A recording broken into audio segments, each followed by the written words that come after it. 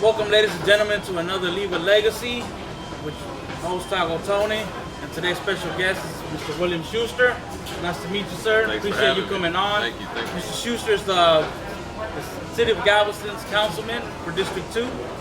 And so let's get right into it. You know, I don't like to really waste too much time, so let's get right into it. Mr. Schuster, tell us how long you've been a city councilman. Well, I was elected in December of 2020, sworn in on December 29th. So I guess you could say January, February, I'm going on my third month now. Yeah, so since I've been sworn in, COVID definitely delayed the election like we were talking about earlier. Originally it was supposed to be in May, and then when COVID happened, all the local elections were pushed off until November with the presidential, the county, the state races.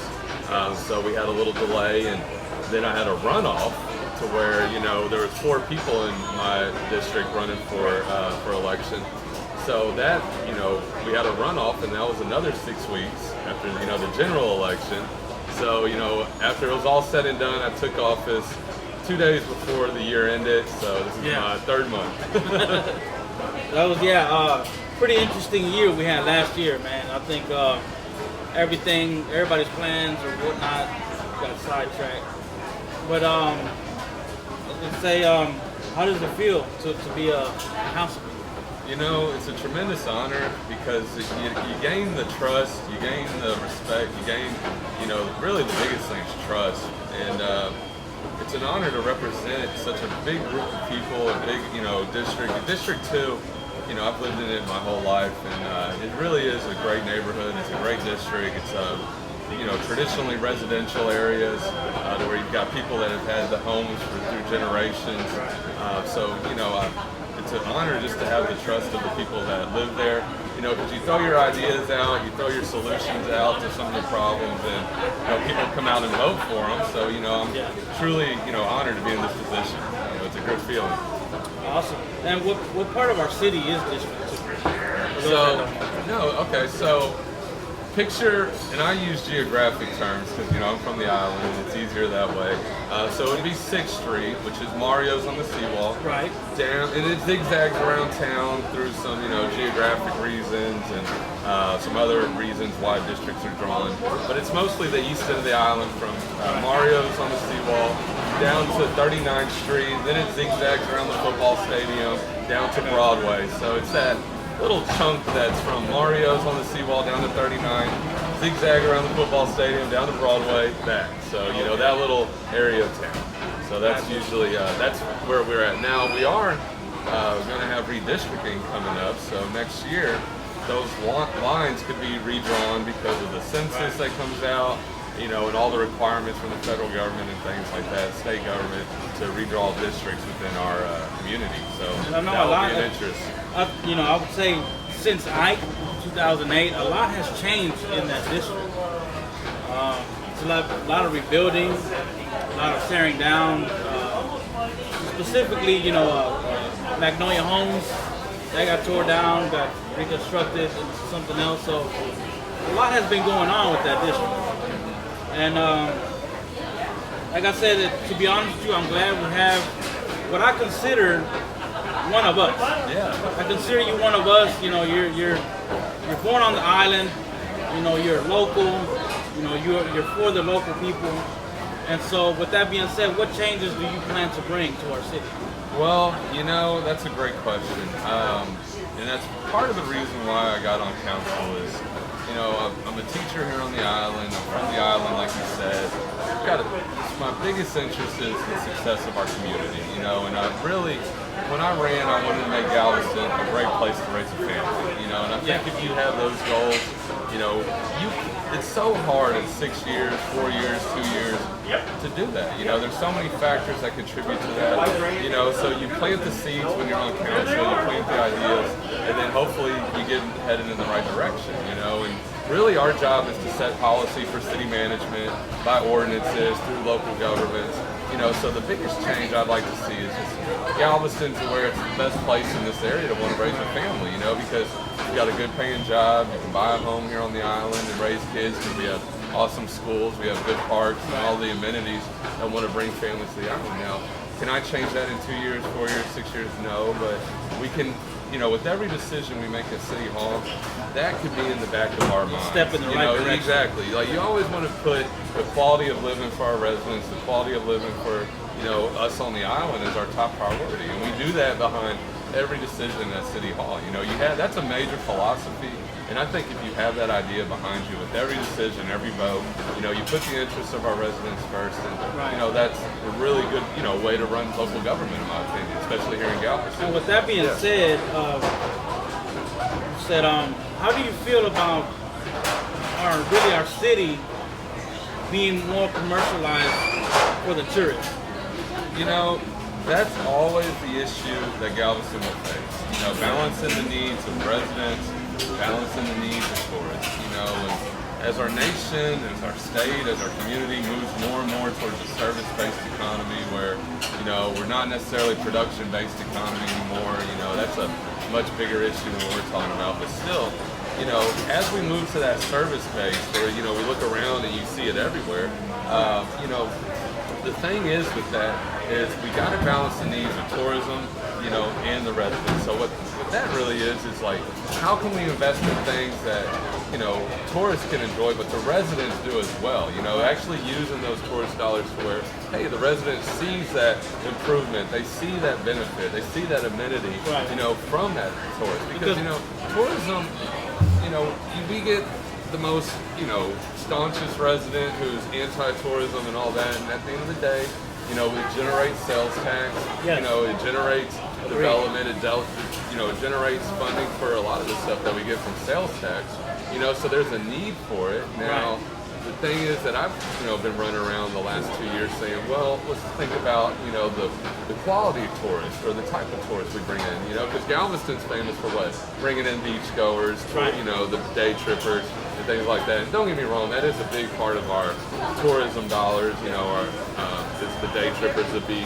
But can we diversify to where, hey, I'm going to go to Galveston for, a baseball tournament, or I'm going to go for a convention, I'm going to go for an expo, I'm going to go for an art project, or, art walk, or, I'm going to go for culture, I'm going to go for this event, so it's like, yeah, we try to balance the needs of tourism, but we try to, in my opinion, move in the direction of, can we bring tourists to the island because Galveston's a good place to live? Right. You know what I mean? So exactly. It's like you make Galveston a great place to live, in the focus on the quality of living, you bring all that to the island. That's what it becomes a greater attraction. It does. And don't get me wrong. I enjoy the September months, October, when there's right. nobody out on the seawall. You're driving around by yourself. But there is a need. But what type of need are we trying to bring? If that makes sense, you know what I mean? No, it does. Because me as a local as well, sometimes I feel like we are the forgotten one.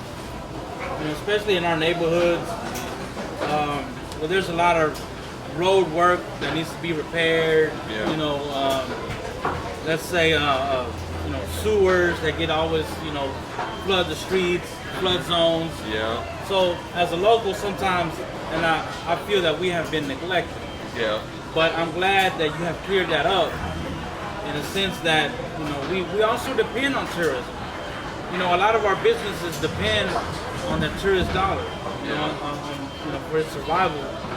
So I'm pretty happy with who we have as councilman now, yourself, because like I said, I feel like you're one of us. Yeah. And you represent us. Yeah. You represent our local, the local community. Yeah.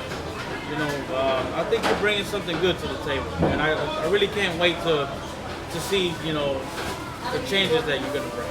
Some of the things you mentioned, like as far as streets, your drainage, and Galveston's an old town. Yeah, and you're going to see these problems. It's probably one of the oldest cities in the state. So we have that issue. I mean, we have areas of town with wooden drainage. We have things that are just from early 1900s, and I think going back to what we were saying is you prioritize those projects. And it may be burdensome. We have all this stuff going on. You have 45th Street, 27th Street, or 25th Street, 27th Street. You're about to have 18th Street. You have the roads over like in the 5000s. It's burdensome, but we do these now to get them done. You know what I mean? Like, let's get them. Like, it's burdensome now, but 3 years from now, 2 years from now, you've got all these nice projects that we've started 6 years ago, really. Right. So. And going back to besides Councilman, I also know you're a teacher. You're a teacher at Ball High. What subject do you teach? Well, this year I teach U.S. history. This is my 11th year in education. I started right out of college when I was 22 years old. I first started in Houston ISD, actually. Not a lot of people know that. But I started there for 3 years, and I commuted from Galveston every day to Houston and back. So it was about an hour and a half commute there, so about 3 hours round trip. And then finally a job opened here on the island, a head soccer job, a history job. So I took it. So not only do I teach, but I also coach. I've taught U.S. history, economics, world history, geography, all the social sciences they call it.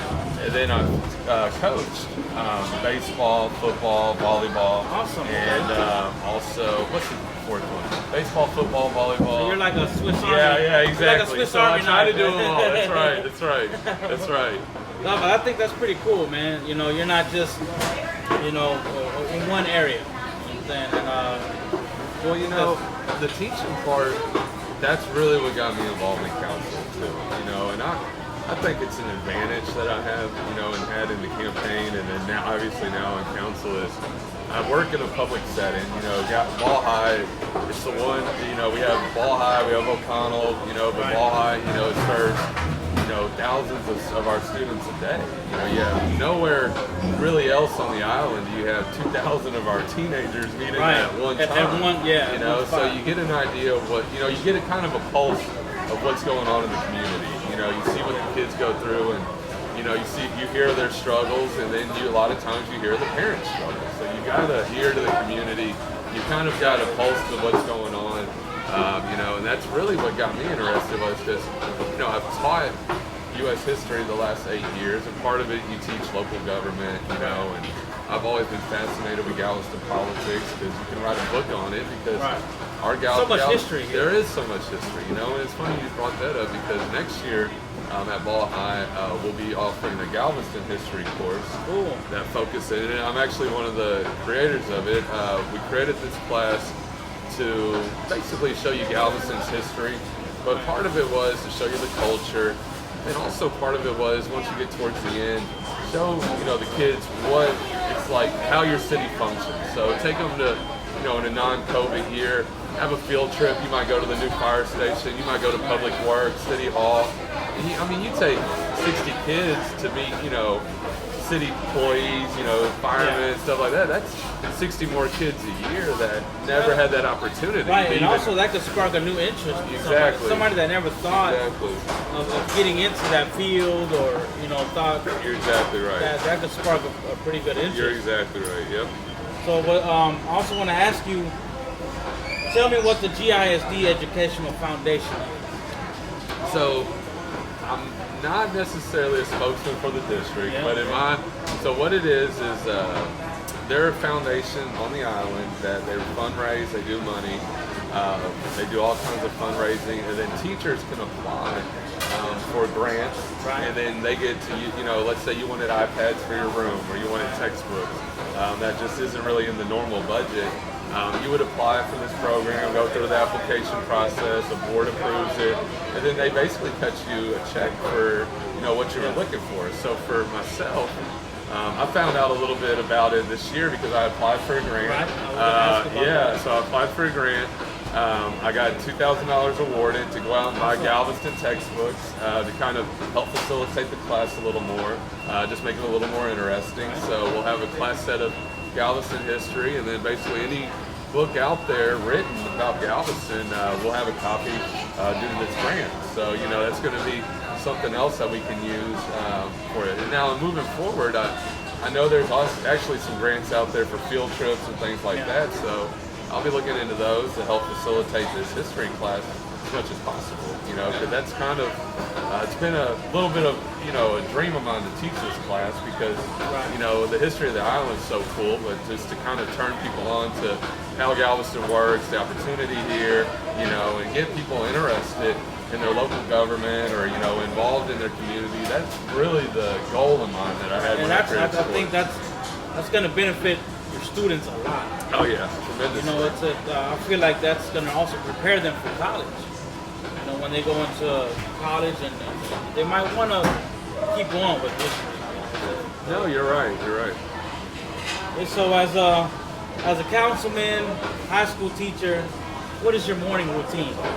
Morning routine. That's a good question. So, Monday through Friday is basically the same show for me. Like we were talking earlier, I do coach baseball. I do coach volleyball. So, in the fall semester, I was early in the morning practice. We started practice at 7. So it's wake up early, go downstairs to my homemade gym, do some weights for 20, 30 minutes, stay in shape. I hop on the daily news on the app. I constantly hop on. I get most of my information from social media, whether it be daily news, you know, whatever news source. Read that for a couple of minutes, you know, then start the day, fresh cup of coffee, walk to, you know, my car, then I drive to Ball High. Now, depending on the weather, I'll either drive the Jeep, the golf cart, or take the bike to school. Oh, you got a golf cart. Okay. You know, so those 3 ways I can get to Ball High. So depending on the season, that's my routine in the morning. Now with baseball, we'll have the morning routine of, I usually get to school about 7:30, 7:40 every day. Depending on the day, because we alternate, you know, schedules, gold and purple days. I got you. The block schedule, if you remember that. Yeah. So we had that this year. And so my mornings stay about the same, just waking up, do a little weights, prepare for the day, coffee, breakfast out the door, and then get started with the first class that I usually have at 8:15. So, and then we usually teach till about 4 o'clock, and then I go out to baseball for the rest of the evening. Cool. So, what kind of music gets you pumped up for the day? Man, the music in the morning. Like your favorite artist? I think it's the best comparison I can make is there was a meme out there off of social media, and I think it was George Strait shaking hands with Tupac. And I was like, this is how my playlist is. Right. And so that's the best. So I found out you got a little bit of trap music. That's the best way to put it. You know, growing up in the 90s in Galveston, you know, you had all the Houston rap. You have. You know, but then also you see, he is one of us. Just saying, but he then is you one had, of us. Then you had country music. We're in Texas, right. So you know you got that. So King George, right? You know, went through like skateboarding teenage years. You know, so you got some rock in there. You've got then my dad growing up in the 60s and 70s. You've got some old school stuff in there. So you know it's a little bit of everything. You know, so usually if it's got a good beat, whether it's old or current, then I'm all about it. And it usually ends up on my playlist on Spotify. So if you look me up, you can find some of my playlists on there. Yeah, I got you. All right, so here's see what I want people to know about you is you're a regular person.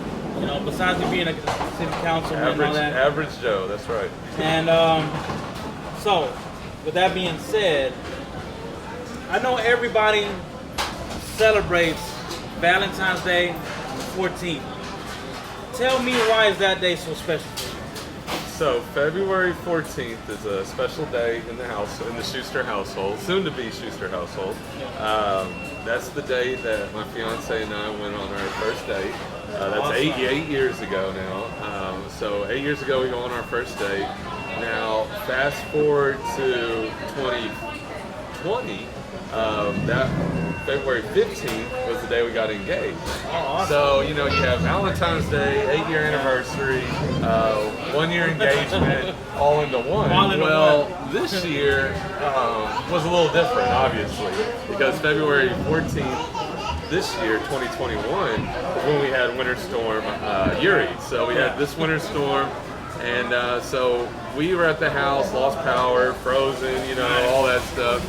Never lost water at the house, thank God for that.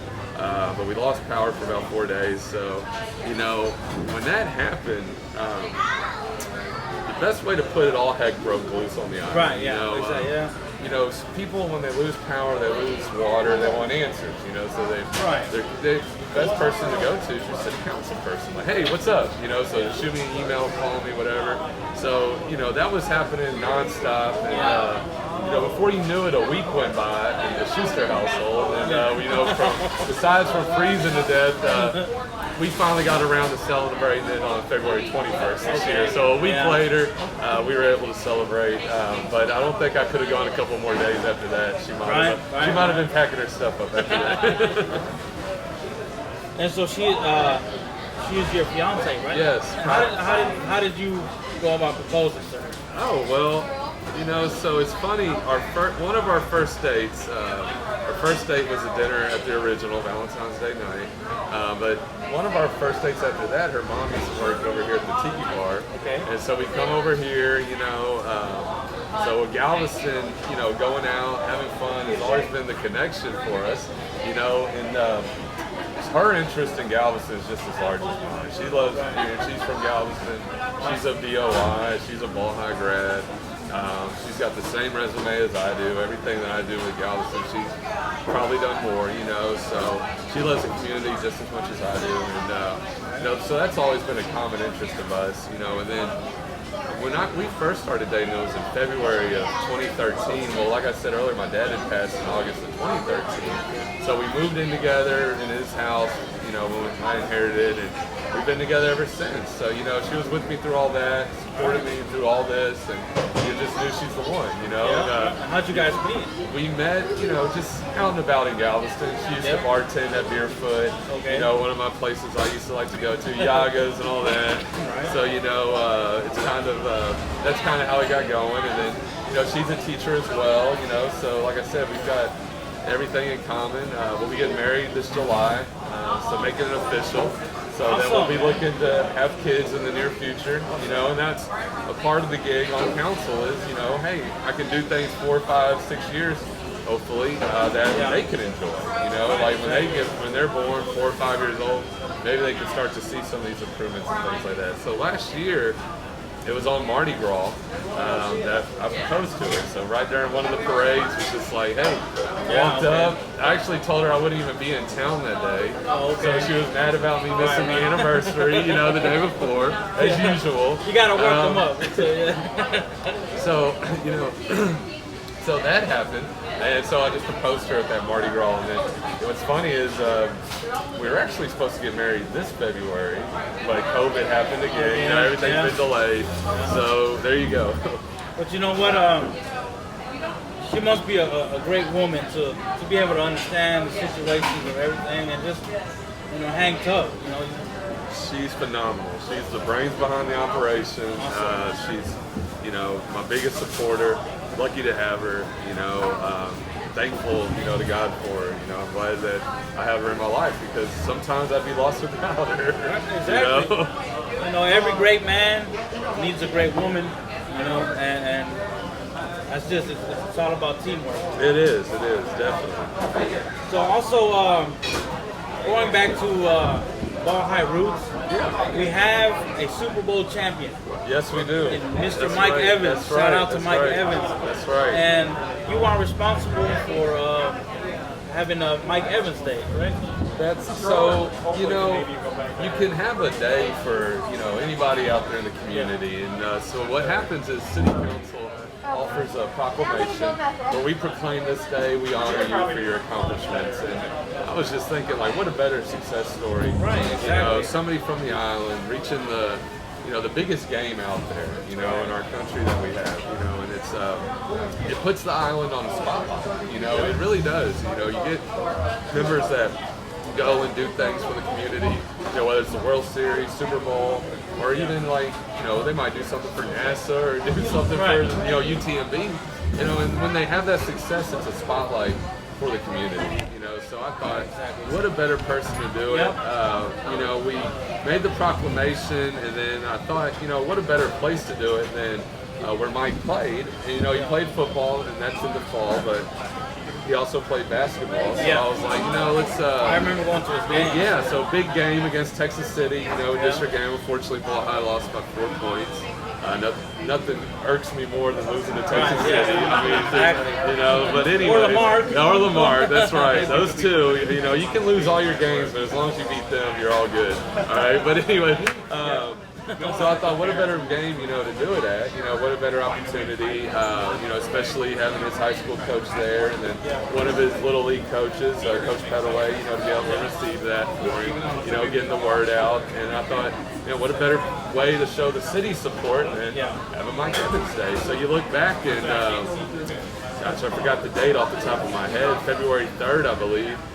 February 3rd, 2021, you can, look that date up, and it's always Mike Evans Day. And like you said, there's no better individual that could receive that, because not only is he from Galveston, but he does a lot of work. That's right. He hosts like mini camps for kids, football camps, free of charge. You're right. Free of charge. So, not many athletes come back to their community and do that. You're exactly right. We made sure we put that in there as well. When you read these long proclamations, you put, the accomplishments, but you want to make sure you throw in, the stuff that might not be seen, on ESPN or the highlights, and that's the stuff to give it back to the community. Also, and don't judge me on my football IQ, but being nominated for, I believe it was the, whatever award it is to show you're the best in your community. He was nominated for the Tampa Bay Buccaneers for contributing, to his community and giving back. So, that's a huge honor, and that's just showing you, the pride of Galveston. That's really, it made me proud reading that proclamation, being in that situation. You're reading it, and you're like, man, this is such an awesome accomplishment. Yeah, it's almost hard to believe, because you see it in other cities, you see it, across the NFL. They got, all kinds of people with different backgrounds, different cities. But to have someone from our city, our humble little city, our island, even though this is not our first, we had Casey Hampton, and now Mike Evans. So it's like, all eyes are on us. That's right. A lot of proud history, in our sports community. You look at how many pros we've had in the NFL. You drive out to tour baseball field. You see all the home plates with pros on it. Brandon Becky. That's right. World Series appearance. You've got all kinds of people on that wall that are, in my opinion, since we're here, I guess you could say island famous. Island famous, yeah. Do that, let's see here. Okay, so I got one. Do you have any nicknames? Yeah, so I have one major one. So I've been getting at school, the new nickname is Councilman, which I tell people, hey, easy on the Councilman stuff. It's either coach or, so it's either coach or it's Shoe. And Shoe, like, hey, what's up, Shoe? That came about first day of school, freshman year at Ball High. And so I'm sitting there, and it's first period. I've been at school for 5 minutes. And our baseball coach, because our first period of baseball is going down the roster, he's like, William Schuster. And it's like, man, that's a pretty, formal name there. Like, it's a long one that, rolls off the tongue. And it was like, no, your name's Shu. And it was like, all right. So ever since then, it was like, that stuck with it. So Coach Shu, Mr. Shu. But, a lot of people ask, well, can I call you Bill? Can I call you Will? Because usually the later you get in life, you change it from William to one of those. But I've always kept that because that was the name that got yelled down the street when I was late to dinner or whatever, like, hey, William. Or, I was like, hey, William, get your butt home. My grandmother yelling that down the street. So that's always the name that I stuck with because she said it so much, because my grandfather and dad before me were George William. So William's always been like a little, yeah, so I've always used that more than Will. So, it gets a little awkward. It's like, hey, what's your name? William Schuster. So it's like, but you can't tell people, hey, my name's Shu, or hey, Coach. So, that's always been a dilemma. With that said, tell me about Shoe Daddy. Well, that's just a name that might get thrown around. I might call you T-Money. I might call you, something Shoe Money. It's not something from the missus, right? No, not necessarily. No, that's just a name that might get thrown around. You might hear that out and about in the establishment. Hey, Shoe Daddy, what's up? But other than that, it's usually just Shoe. So. I got you.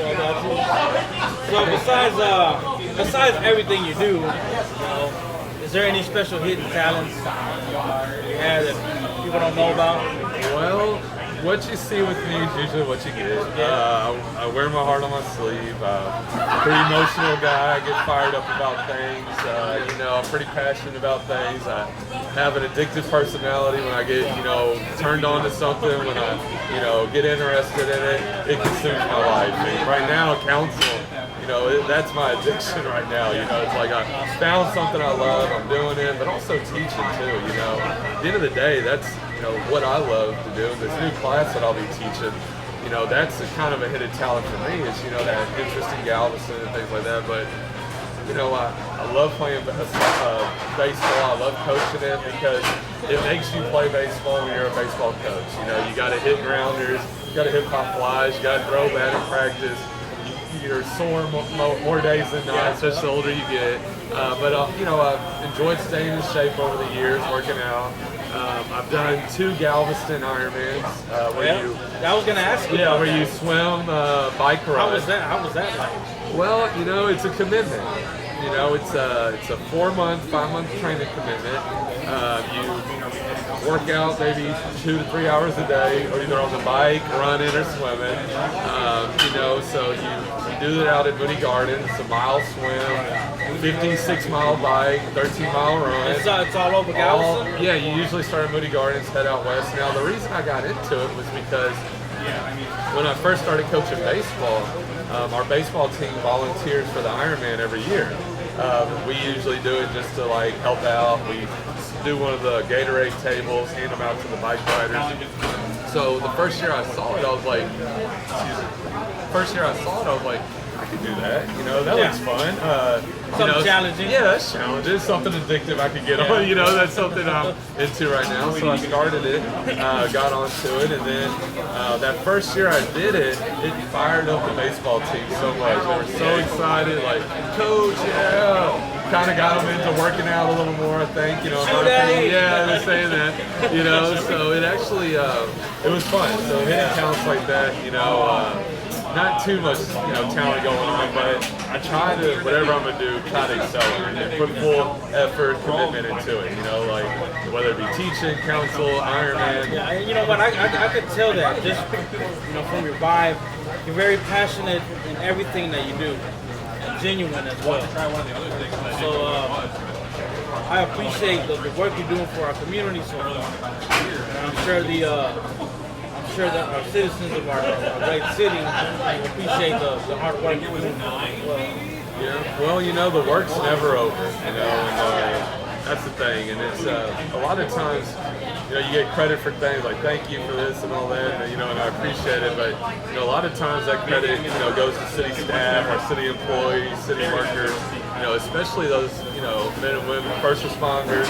That's a couple of weeks ago with that winter storm. I mean, our city crews were working around the clock, 24/7. And it's such a blessing to have those people. Exactly. It's pretty much blindsided. What's over? But I'm glad people like yourself and the great people, the great leaders of our city, stuck around to fight with us and be here with us. With that said, how do you feel about Mr. Ted Cruz leaving the Cancun? And leaving us all here to, basically fend for ourselves? Well, I guess tonight we get into a little national politics, state politics. Here's the deal: is when you're a leader, whether it be a coach, elected leader, or teacher of a classroom, or you're running a business, you've got a responsibility to your people. And sometimes it's, you might not be able to do anything right there that moment, but it's the effort, it's the symbolism, it's the, showing people that you care.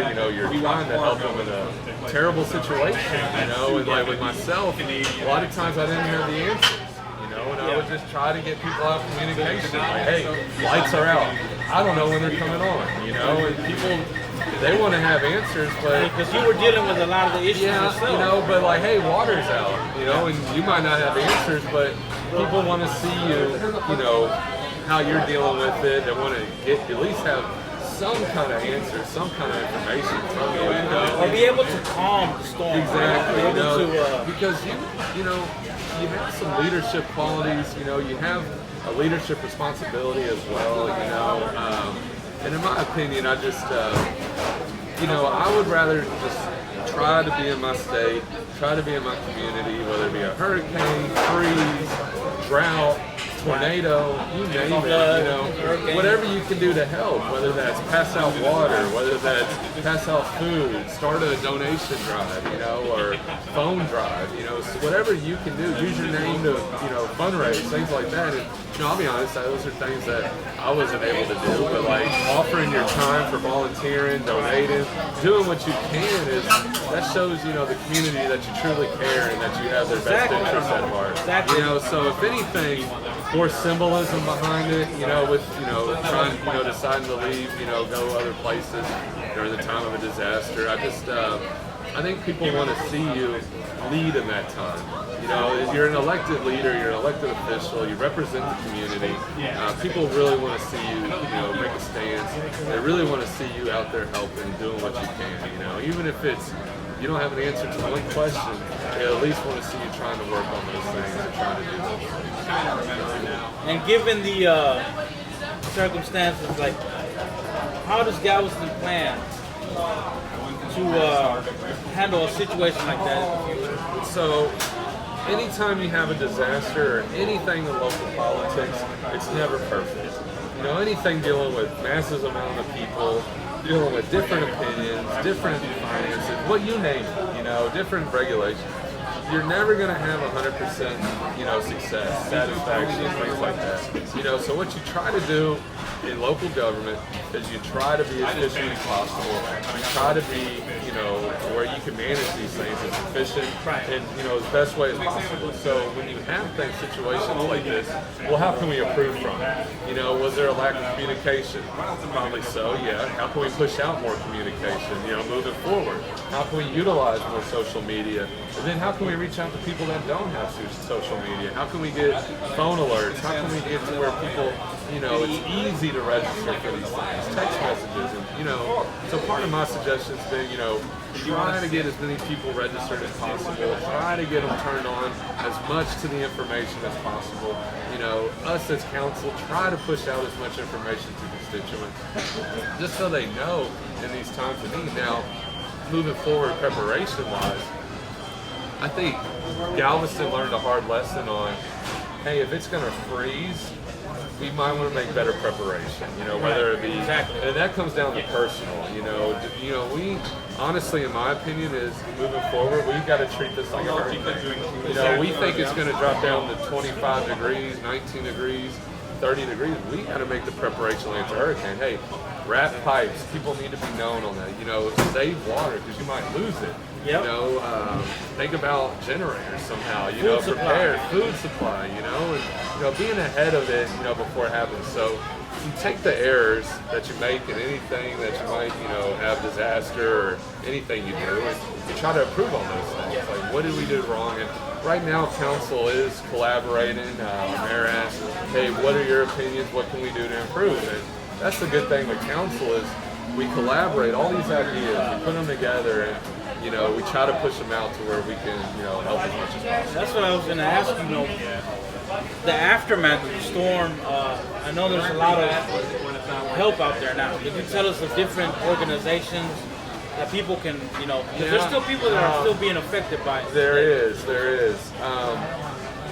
So of course the big issue is plumbers have been hooked up, supplies have been, taken, but I hear the island supply-wide is okay on that. Now it's just becoming, getting a plumber, whether it's a certified one, all that stuff. You have numerous organizations out there. I can't name them all off the top of my head that can help. You have nonprofits that can help. You have philanthropy, where that's like donations, charity, and all that stuff. But then you also have the federal government helping right now with FEMA, and then there's other state assistance out as well. And it honestly reminds me of life after Ike on a smaller scale. You got people applying for assistance and things like that. I'm not trying to push my social media page or newsletter, by any means, but if you do need, more information on that, I've tried to push out as much as I can, as far as resources for people, trying to show them in this time, like, because we were fortunate at my house, thank goodness, like I said, and I'm trying to get as much information, resources to help people, and the city's actually, water bills were an issue, I had busted pipes, so a water bill is going to be higher than normal, obviously. So what the city's, see, and light, we'll get to lights in a minute, but like with the water, that's what the city actually controls. City has no control over your lights, unfortunately. Centerpoint, they are contracted with the city, but we do have control over your water. And the deal with water was, you might see these high water bills because of busted pipes. So what city management, city staff did is, right now we've decided to not charge you for that February, but you're going to pay January month, on average. So you're paying what you paid in January versus that higher water bill. We'd love to erase everybody's bill, but as a small, municipality like ours, unlike Houston or League City, finances do play a little more of a role.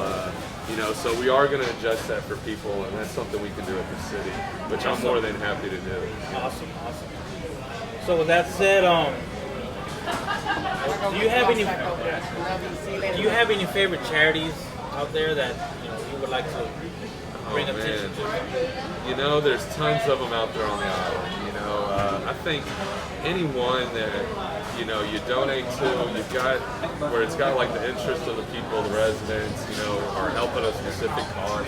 I think it's awesome. You don't want to pinpoint any one out, but for me, working at Ball High, you get a lot of volunteer opportunities, you help out a lot, and that's kind of my into a lot of the charity, volunteer stuff like that. But what I'd encourage, there's plenty of them on the island.